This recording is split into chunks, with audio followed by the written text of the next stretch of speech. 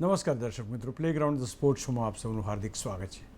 ફરી એકવાર રમતોનો સિલસિલો શરૂ થઈ ચૂક્યો છે. એક તરફ દુલીપ ટ્રોફી ચાલે છે, બીજી બાજુ યુએસ ઓપનની ફાઇનલ વર્લ્ડ નંબર 1 અને વર્લ્ડ નંબર 2 વચ્ચે રમાઈ ગઈ. અને આવતીકાલથી આપણે જાણીએ છીએ કે ક્રિકેટની એક મોટી ટુર્નામેન્ટ કહી શકાય, એશિયા કપ પણ શરૂ થઈ રહ્યો છે. હોકી આપણે બહુ શાનદાર રીતે જીત્યા છે, એટલે ચારે તરફથી સારા સમાચારો પણ આવે છે. અને ખાસ કરીને હોકીની વાત કરીએ તો હોકીની અંદર આપણને જે ગૌરવ મળ્યું છે એ હું માનું છું કે દરેક ભારતીયને એમ લાગે કે ના ભાઈ, હવે હોકીની ટીમ ફરી એકવાર ઊંચાઈઓને સર કરી શકે છે કે જે પહેલાં એક જમાનામાં આપણું નામ હતું. આજે ખેર વાત ટેનિસની કરવી છે. આપણે ગઈકાલે અલ્કારાઝ અને સિનર વચ્ચેની ફાઇનલની વાત કરવી છે. આમ તો આ ફાઇનલને જોવા જઈએ તો હવે એમ લાગે કે જ્યારે 3 ટોપના જે ખેલાડીઓ છે એ ટોપ પ્લેયર્સ જે નથી અત્યારે, તો એ ક્યાંક ને ક્યાંક હવે આ યુવા ખેલાડીઓ એને આઉટપ્લે કરીને ક્યાંક જબરજસ્ત રમત દાખવી રહ્યા છે. ટેનિસ વિશે આજે વાતચીત કરીશું અને મારી સાથે પ્રમેશ મોદી સાહેબ જોડાયા છે. પ્રમેશભાઈ, આપનું હાર્દિક સ્વાગત છે. પ્રમેશ મોદીની વાત કરીએ તો ઘણા બધા વર્ષોથી ટેનિસ સાથે સંકળાયેલા છે. જે ટેનિસ શીખ્યા છે, અત્યારે આજે રમી રહ્યા છે, એ બધા ક્યારેક ને ક્યારેક તો એમના અંડરમાંથી રમીને નીકળ્યા જ હશે. તો એમની સાથે આપણે વાતચીતનો સિલસિલો શરૂ કરીએ. પહેલાં નજર નાખીએ એક રિપોર્ટ ઉપર. ગઈકાલે ન્યૂયોર્કમાં રમાઈ ગયેલ US Open grand slam tennis ચેમ્પિયનશિપની ફાઇનલ રોમાંચક રહી અને ફરી એકવાર અલ્કારાઝે વર્લ્ડ નંબર 1 સિનરને 4 સેટ ચાલેલ મેચમાં હરાવીને ચેમ્પિયન બન્યો હતો અને સાથે જ વર્લ્ડ નંબર 1 નો ક્રમ પણ સિનર પાસેથી ઝૂંટવી લીધો હતો. અલ્કારાઝે 2022 પછી ફરી એકવાર યુએસ ઓપનનો તાજ જીત્યો હતો. સ્પેનિશ ખેલાડી અને વર્લ્ડ નંબર 2 અલ્કારાઝે શાનદાર શરૂઆત કરતા પ્રથમ સેટ 6-2 થી જીતી લીધો હતો, પણ સિનરની જોરદાર લડતથી બીજો સેટ સિનરના ફાળે ગયો હતો. જોકે ત્રીજા સેટમાં ફરીથી અલ્કારાઝે જોરદાર કમબેક કર્યું અને સેટ જીત્યો હતો. જ્યારે ચોથા સેટમાં ભલે સિનરે જોરદાર રમત દાખવી, પણ સ્પેનિશ ખેલાડીએ કોઈ કચાસ ના રાખતા સેટને 6-4 થી જીતી લીધો અને સાથે ફાઇનલ પણ પોતાના નામે કરી લીધી. ગત ફ્રેન્ચ ઓપન ફાઇનલમાં પણ અલ્કારાઝે ફાઇનલમાં સિનરને હરાવીને ટાઇટલ જીત્યું હતું. અલ્કારાઝે અત્યાર સુધીમાં 19માંથી 6 મેજર ટાઇટલ્સ જીત્યા છે, જેમાં જ્યારે સિનરે 24માંથી 4 ટાઇટલ્સ જીત્યા છે. વિમેન્સ ફાઇનલ્સમાં પણ સંબાલેકાએ સતત બીજી વાર યુએસ ઓપનનું ટાઇટલ જીતીને આક્રમક રમતનો પરાજય આપ્યો હતો.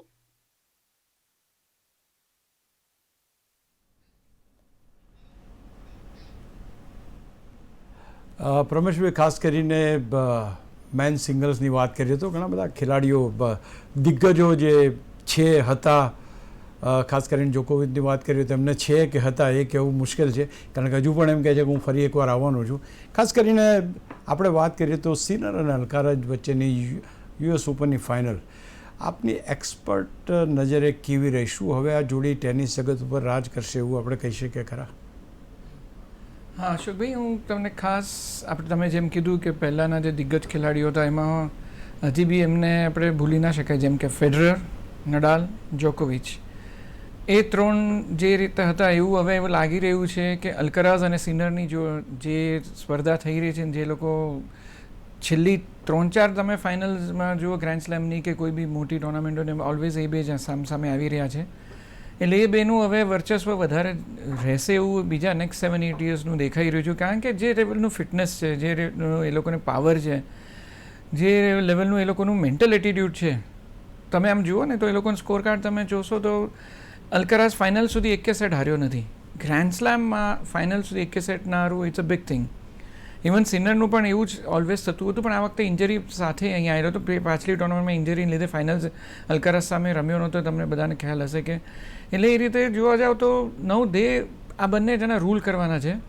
અને જોકોવિચ 100% કહે છે કે હું મારે પાછા આવવું છે અને મારે કરવું છે, પણ હવે એ જ કેચિંગ અપ છે અને પ્લસ સ્લો થઈ ગયો છે, ઇન્જરી પણ અવારનવાર થતી રહી છે, એટલે ઇટ વિલ બી ડિફિકલ્ટ.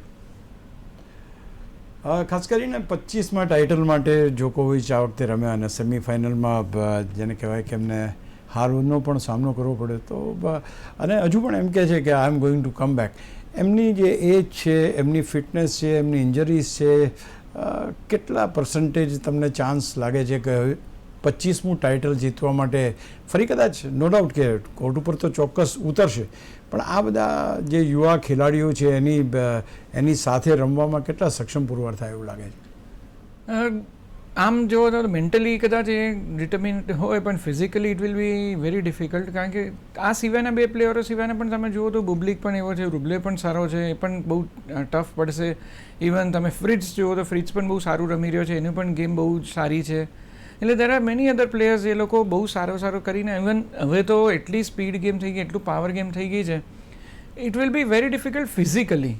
કદાચ ક્વાર્ટર સેમી સુધી પહોંચી શકશે ટુર્નામેન્ટ્સમાં, પણ ફાઇનલ સુધી અને ટાઇટલ લેવું ગ્રેન્ડ સ્લેમમાં મને લાગે તો તમે ઇવન સર્વે કરો ને તો એમાંથી 80% લોકો એમ જ કહેશે કે it will be very impossible four physically to come up and win a grand slam four જોકોવિચ now. But how you find જોકોવિચ even today? Is really good.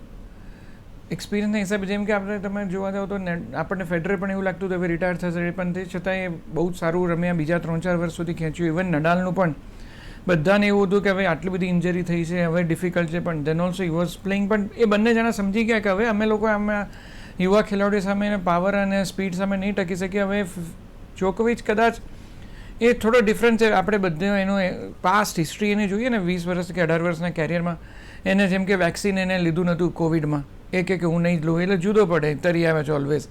એ કે હું આમ જ કરીશ.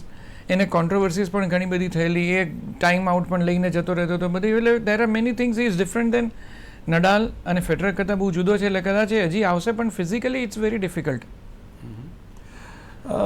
ખાસ હવે આજ મેચ ઉપર આવીએ, સિનર અને અલ્કારાઝની જે મેચ હતી, સિનર ક્યાં નબળો પડ્યો? કેમ આમ થાય છે? કે ઓફકોર્સ ગયા વખતે જોવા જઈએ તો Sinner was a champion and Alcaraz was at the receiving end, પણ અત્યારના તબક્કે આ પર્ટિક્યુલર મેચની અંદર 4 સેટની જો આપણે સરખામણી કરીએ તો ક્યાં શું what went wrong at what time?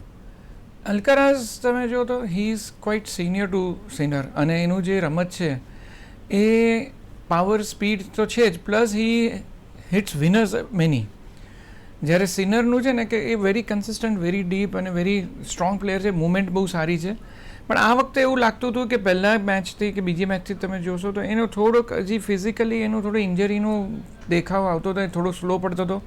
અનફોર્સ્ડ error એને થતા હતા થોડા ઘણા. ઇવન તમે ફ્રેન્ચ ઓપનમાં જોયું હશે તો ફ્રેન્ચ ઓપનમાં પણ એ થોડોક નબળો પડતો હતો. એને કદાચ એવું હોય કે પ્રેશર બહુ કેચિંગ અપ છે, ફિઝિકલ અને મેન્ટલ બંને, એટલે એના લીધે પાછળ પડ્યો. વિનર્સ તમે કમ્પેર કરો ને આખી મેચની સ્ટેટિસ્ટિક્સમાં તો અલ્કારાઝ હિટ ડબલ વિનર્સ દેન સિનર, અને અનફોર્સ્ડ એરર સિનર કરતાં ઓછી છે. એટલે એ બે વસ્તુમાં ફરક પડી ગયો બહુ, કારણ કે અનફોર્સ્ડ એરર ઘણી કરાવડાઈ અલ્કારાઝે, એને પુશ કર્યો કે અનફોર્સ્ડ એરર કરે. ઓવરઓલ કમ્પેરિઝન જો ગેમની કરવામાં આવે તો આ એક પાસાને બાજુમાં રાખ્યો તો વિચાર the other points where Sinner will have to fight back. When he was number 1, now is number 2, તો એને ફરી એકવાર નંબર 1 ગેઇન કરવા માટે હજુ વધારે તકલીફ પડી શકે છે. સિનર તો આવી જ જશે, કારણ કે sinner is like a robot. તમે કદાચ બુબલિકને શું કીધું તમે સાંભળ્યું છે કે હું કંઈ ખરાબ નથી રમ્યો, તો 6-1 હરાયો, પણ આઈ એમ અ ગુડ પ્લેયર કે. એટલે બહુ મોટી વસ્તુ કહેવાય કે ટોપ 5 પ્લેયરમાંથી તમને પ્લેયર એવું કહી જાય કે હું કંઈ ખરાબ પ્લેયર નથી, તે મને આવો ધોઈ માર્યો તે 6-1 મારો. અને તમે કોઈ બી સારા, ઇવન આ ટુર્નામેન્ટ સિવાય તમે કોઈ બી ટુર્નામેન્ટનો સ્કોર જોશો તો Sinner always gives 1 set 6 love to every player. એટલે Sinner is going to come back, he is going to rule. એટલે ખાલી આ વખતે થોડુંક એ નબળો પડ્યો છે, but he will come back very strongly. જેમ કે વિમ્બલ્ડનમાં પણ એને બહુ સ્ટ્રોંગલી આવીને એને શો અપ કરી દીધેલું. So he will be back in Australian Open, we are very sure, and he will do it. નવ થોડીક આને આપણે વધારે એ કરીએ તો જે રિસન્ટ પાસ્ટની અંદર જે મેચો રમાઈ એમાં ખાસ કરીને જોકોવિચ હજુ રેસમાં છે, એ તો એ સેમિફાઇનલ સુધી તો એ પહોંચે છે. અને આ બંને ખેલાડીઓની જો વાત કરીએ આપણે તો હવે એમ જેમ કે એકની પાસે 6 ટાઇટલ્સ છે અને બીજાની પાસે 4 ટાઇટલ છે, તો તમને એમ લાગે છે કે આ 6 અને 4નો રેશિયો છે જાળવી રાખશે લોકો, કે હજુ પણ still you find that Sinner will have upper hand on Alcaraz? કદાચ બંને જણા ઇક્વલ જશે. મને તો એવું લાગે છે કે નેક્સ્ટ 5 વર્ષ સુધીમાં જે 20 ટાઇટલ આવશે ગ્રેન્ડ સ્લેમના, એમાં આ બંને વચ્ચે 17-18 ટાઇટલો વેચાઈ જશે.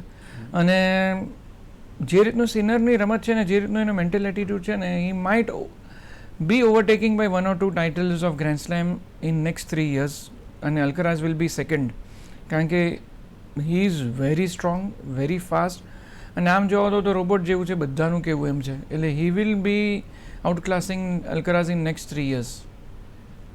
બીજો એક સવાલ એ પ્રકારનો કે ભાઈ જેટલા વર્ષો આ 3 બિગ જે 3-4 નામો છે એ નામોએ રૂલ કર્યું.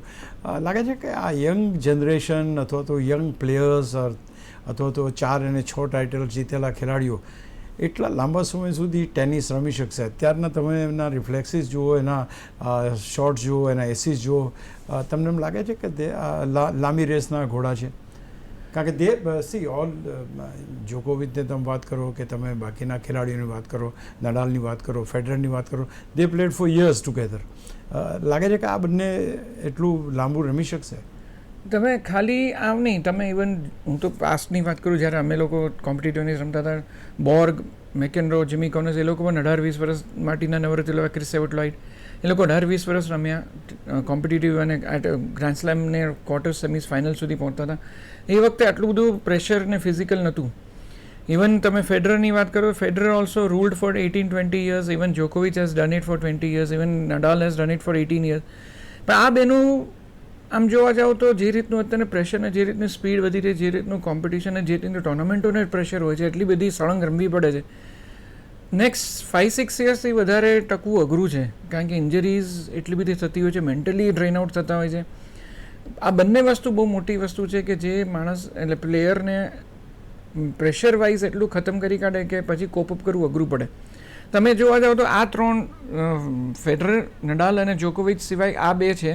બીજા કોઈ બી પ્લેયરો તમે એવું નહીં જોવા મળે કે તમે સળંગ 1-2 વર્ષ સારું પરફોર્મ કર્યું હોય. તમે ઝવેરેવનું જુઓ તો બી ઇન્જરીને લીધે અને પ્રેશરના લીધે બહાર નીકળી ગયા છે. મેડવેડેવ પણ તમે જુઓ તો એટલું બધું સારું પરફોર્મ નથી કરી રહ્યા કન્સિસ્ટન્ટલી. આપણે કન્સિસ્ટન્ટલી પરફોર્મ કરવાની વાત કરીએ છીએ. એટલે આ 2 જણા આટલા 10 ટાઇટલો લીધા છે, પણ હવે બીજા 3 વર્ષમાં it is difficult because there is lot many things catching up, અને અઘરું છે આવા 18-20 વર્ષ ટકવું.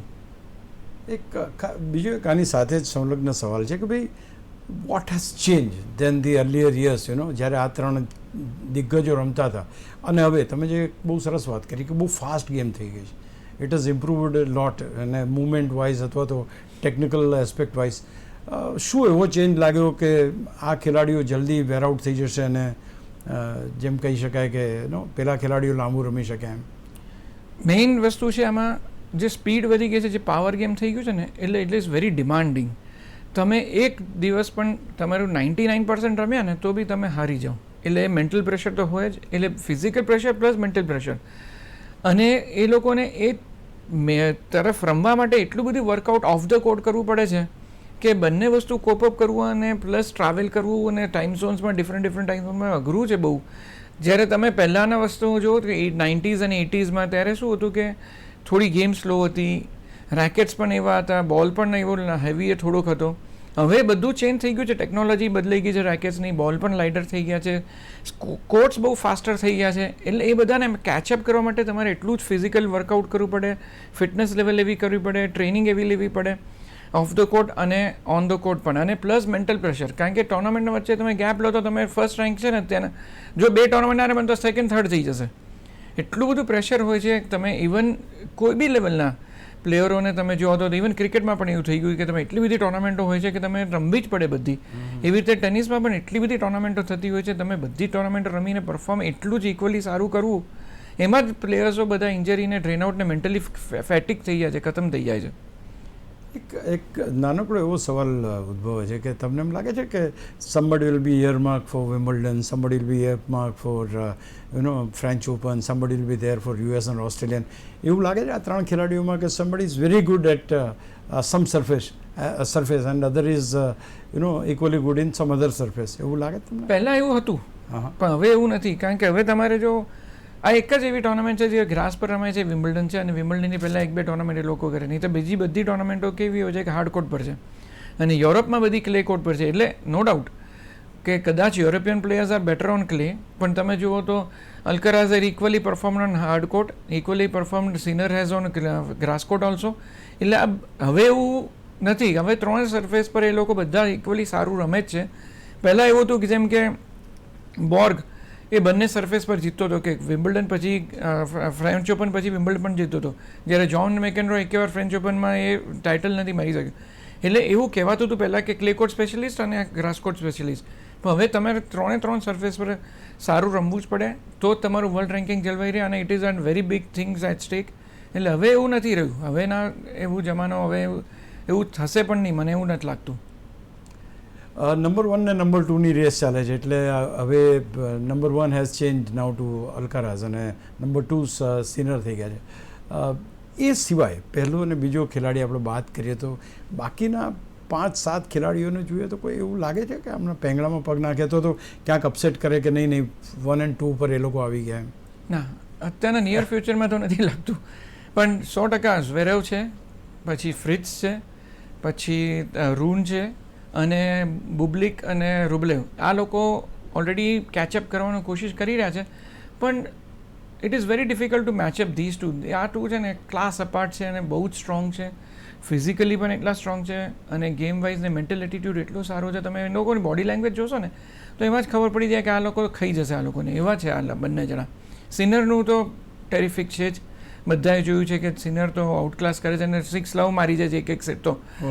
અને Alcaraz has come up back very strongly. વચ્ચે એક વર્ષ થોડો ડાઉન થઈ ગયો હતો, પણ આ 2024ના મિડ પછી એ પાછો બહુ સ્ટ્રોંગલી આવી રહ્યો છે અને he is also very strong. અને એનો એટીટ્યુડ અત્યારે એવું લાગી રહ્યો છે કે નડાલના ડગલે પગલે જઈ રહ્યો છે અને એ ત્યાંથી જ છે, સ્પેનથી જ છે. તો એનો અર્થ એ થયો કે ફ્રેન્ચ ઓપનમાં એનું વર્ચસ્વ વધારે રહેશે. 100% એવું લાગી રહ્યું છે કે he will be that, but not as big as Federer and Nadal, but they will be very strong for next 3-4 years બંને જણા. પ્રમેશભાઈ, એક બીજું બહુ અગત્યની વાત પૂછવી છે કે કનેક્શન વિથ ધી ક્રાઉડ. આ જે બે ખેલાડીઓ છે એ 4 જે ગ્રાન્ડ સ્લેમ છે એમની સાથે, ખાસ કરીને બંને ખેલાડીઓની જો આપણે વાત કરીએ તો you find the best in catching up with, જેને કહી શકાય કે પબ્લિકની સાથે સારામાં સારું ક્રાઉડ સાથે એનું એટેચમેન્ટ હોય. આ બેમાં કોઈ એવા ઇયરમાર્ક થાય છે કે બંને સરખા છે? આમ જોવા તો બંને સરખા લાગે છે. ઇવન તમે કદાચ આપણે બધાને નવાઈ લાગશે, મને તો સવારના વાંચ્યું ત્યારે ખબર પડી કે Trump was there two watch this finals, which is a very big thing. બહુ મોટી વસ્તુ થઈ ગઈ. જો મેચ એટલાને લીધે 30-40 મિનિટ મોડી ચાલુ થયેલી, જે બહુ અનયુઝ્યુઅલ હોય છે. એટલે this two are very good with crowd and crowds favourite કહેવાય છે, કારણ કે એ લોકોની ગેમ એવી છે ને. અને જે લોકો ફાઇનલ જોવા આવતા હોય ને એ લોકો ટેનિસના પેશનેટ હોય, એ લોકો ટેનિસના કીડા હોય, એટલે એ લોકોને ખબર પડી જાય કે આ લોકો હવે નેક્સ્ટ જનરેશન છે જે લોકો રૂલ કરવાના છે કે 3-4 વર્ષ માટે. એટલે people will love them, crowd will love them. Even viewership પણ એટલી ટીવી પર પણ એટલી જ સારી સ્ટ્રોંગ હોય છે, કારણ કે they have very good game, very good attitude. એ લોકોનું જે એપ્રોચને, જેમ કે સીસી પાસનું હતું, લોકોને નહોતો ગમતો એટલો, એ ઘણું ખોટું ને ઘણું બધું આમ. જોકોવિચ was also not loved by everyone. એને એકવાર તો એને કન્ફેસ પણ કર્યું, which is very nice of him, કે મને ખબર છે કે ક્રાઉડ મને એટલું ફેવરેટ નથી, હું મને એટલું લાઇક નથી કરતું, પણ હું તો બી અહીંયા ટકી રહ્યો છું. અને એને તો એકવાર આંખમાંથી આંસુ આવી ગયા હતા કે I have struggle the maximum because I was never a favourite of the crowd. એટલે એ લોકો અને પ્લેયર્સને ખબર પડી જાય કે લોકો મને ગમે છે, લોકોને હું ગમું છું કે નહીં. પણ આ બે જણા એટલા સ્ટ્રોંગલી અને એટલા સારા છે એટીટ્યૂડમાં, અને કોઈ અવાજ નહીં, કોઈ નાટક નહીં, કશું જ નહીં, કોઈ ટેન્ટ્રમ્સ નહીં. અને they are playing their game and they are showing their best sport and they are giving the best game to the people. That is a very good thing. એટલે લોકોના ફેવરેટ રહેશે જ આ બંને. Coming now to women's match, women's single પર આવીએ તો સબાલેન્કાએ સતત બીજી વાર યુએસ ઓપન ટાઇટલ જીત્યું. આપણે એક રેકોર્ડ બન્યો, કારણ કે ઘણા વર્ષો પહેલાં 2014માં વિમેન્સ ખેલાડી એટલે કે આઈ થિંક વિનસ ઓર સરીના વિલિયમ્સે 2014માં એ રીતે સતત 3 વાર જીત્યું હતું. તમને એમ લાગે છે કે આ જે જીતવાનો સિલસિલો છે એ યથાવત રહેશે, અથવા તો આગળ એની જે રીતની રમત છે Sabalenka as she has got a very good height, she has got a very good movement, everything put in her makes her a very big star. લાગે છે એવું કે લાંબા સમય સુધી નંબર 1 પર ટકી શકે? કારણ કે there are plenty of players came and gone, but I think she has got something special. યા, તમે બહુ સારી વાત કરી કે સબાલેન્કા છેલ્લા કન્સિસ્ટન્ટલી એના પરફોર્મન્સ તમે જોશો તો 7-8 ટુર્નામેન્ટમાં સારું રહ્યું છે. જ્યારે વચ્ચે સ્વિયાતેક આવી ગયેલી, જે વર્લ્ડ નંબર 1 થયેલી ને 2-3 વખતે ફાઇનલ્સને ટાઇટલ પણ મારેલા, વચ્ચે એ બીજી પણ પ્લેયર્સ ઘણી બધી આવી ગઈ, પણ she has been here consistently Sabalenka. Ostapenko પણ હતી, અસ્ટાપંકા પણ વચ્ચે આવીને પાછી ખોવાઈ જાય છે બધું. અને હાઉ કેન વી ફરે ઓસાકા, નોમી ઓસાકા પણ એ 2 ટાઇટલો માર્યા પણ પછી ખબર પણ this time Osaka has come back. Coco Gauff is doing very well, Swiatek is there, but Sabalenka બધા કરતાં અલગ છે કારણ કે એક વસ્તુ તમે બહુ સાચી કીધી કે she has very good height. આ બધી પ્લેયરો કરતાં એની હાઇટ વધારે સારી છે. She is very strong, powerful છે, મુવમેન્ટ સારી છે અને હવે એનો એટલો એક્સપિરિયન્સ કહી શકાય કે હવે she will be ruling for some time. એવું લાગી રહ્યું છે કે બીજા બધા આવશે ફાઇનલ સુધી, પણ સબલંકા જે રીતની ગઈકાલે ગેમ રમી છે અને એવી રીતે બધા પ્લેયરોને બધાને મેં ઇન્ટરેક્ટ પણ કરેલું, ઘણી બધી છોકરીઓને પણ પૂછી, અમારી સ્ટુડન્ટોને અને પ્લસ બીજા કોચિસને, તો બધા એમ કીધું કે હવે Sabalenka is going to rule for at least 2-3 more years અને એનો પાવર પણ એટલો સારો છે, એટીટ્યૂડ સારો છે. આમાં બધામાં છે ને ટોપ 10 પ્લેયર્સમાં તમે જુઓ તો એઝ અ કોચ હું કહું કે ટોપ 10 to 12 પ્લેયર્સ બધા સરખા હોય છે, ઘણા બધા speed wise, power wise, game wise, પણ મેન્ટલ એટીટ્યૂડ જે લોકોનો જે વખતે ફાઇનલનું પ્રેશર જે લોકો ટકી શકે છે અને જે પ્રેશરમાં જેમ કે તમે ડિફેન્ડ કરતા હો ત્યારે પ્રેશર વધારે હોય. સવાલ તમને પૂછવાનો કે અત્યારના ખેલાડીઓ જે છે, સબાલેન્કા છે, એનિસિમોવા છે, પેગુલા છે, ગોફ છે, સ્વિયાટેક, ઓસાકા, આ બધા જે ખેલાડીઓ છે એમની કેવી ગેમ છે અને શું are they in the race steel?